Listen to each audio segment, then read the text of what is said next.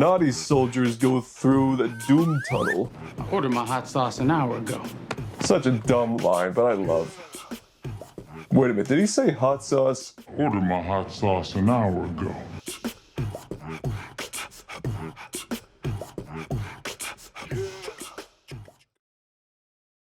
Ah, fuck.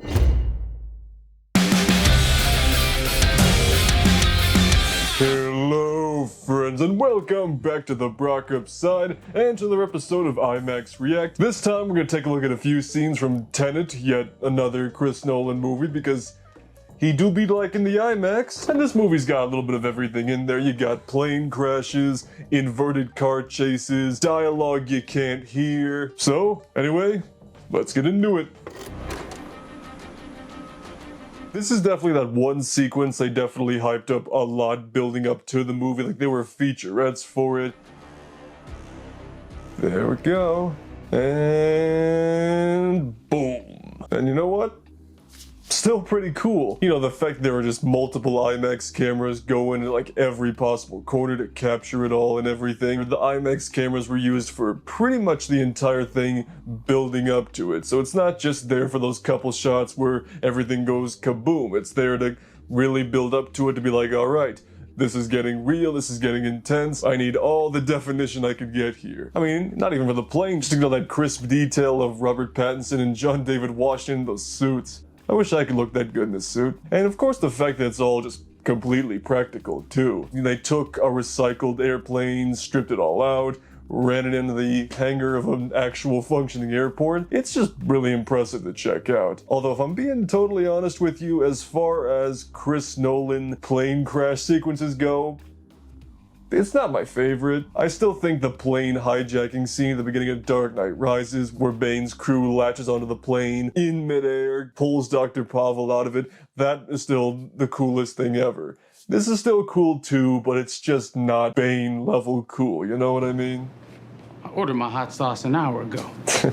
So of course all the hot sauce jokes and intense fight choreography aside, what I kind of like about this scene, the way the IMAX is used here, is that it's only used in this kitchen and out in the alleyway. So it's like, the restaurant, that doesn't really matter, but like in the kitchen, now that's the IMAX kitchen.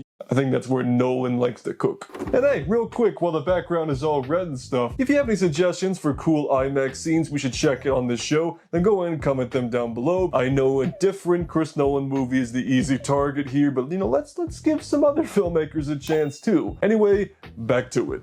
So now we're getting into more of the cool inversion-y hand-to-hand combat stuff. If only more of the fight scenes in the Dark Knight trilogy had this level of intensity to them, that would be cool. Oh, I forgot about that part where he just gets sucked through. Naughty soldiers go through the doom tunnel. And honestly, I did not realize how much went into bringing these action sequences to life until I did some research for this video. Because it turns out it's not just simply, you know, taking the footage and hitting the reverse button and just, you know, going back and forth a few times. Like, the fight choreography was really intensive, that had that sort of inverse feel to them, which I thought was pretty cool. And also the fact that some of these IMAX cameras here, they actually ran the cameras backwards in some way, so the film was going the opposite direction, which I thought that was really interesting. You know, it's one of those things where it's like, yeah, you could just as easily do it the digital way, but I guess if you have the means and you're Chris Nolan and you're crazy and you have $200 million from Warner Brothers because you're their golden boy, why the hell not, I guess. Don't you just hate it when guys with guns interrupt your orchestral performance? And I remember seeing this in IMAX opening night or so, and just the way the sound system definitely put in a lot of work here, because this movie is incredibly loud, which usually is a good thing, but for this movie, people have complained for years now about how it seems a little difficult to understand all the dialogue, because with the sound mix in this particular movie, the music is definitely top priority and the dialogue is quite secondary. If I had an incredible Hans Zimmer score for my movie, I would definitely just have that shit blasting the whole thing. You don't gotta hear dialogue, that's quitter talk. Movies are a visual medium, right? I'm joking, of course. Alrighty, we got one more.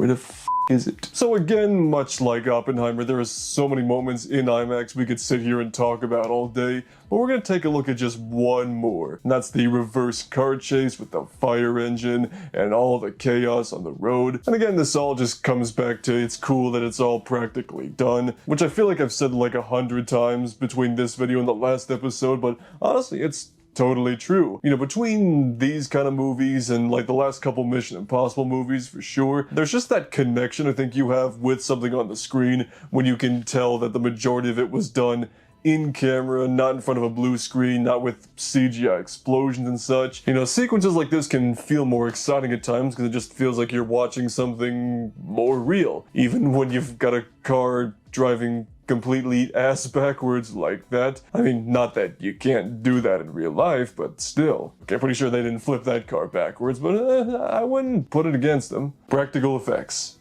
We can't all pull them off, sadly, because they cost monies, but you know what? When somebody has the means and they pull them off and they do something really cool like this, I will applaud you. So that's gonna do it for this episode of IMAX React. If you want to see another video from me, I got just the thing right over here. Otherwise, we'll see you on the Brockopp side.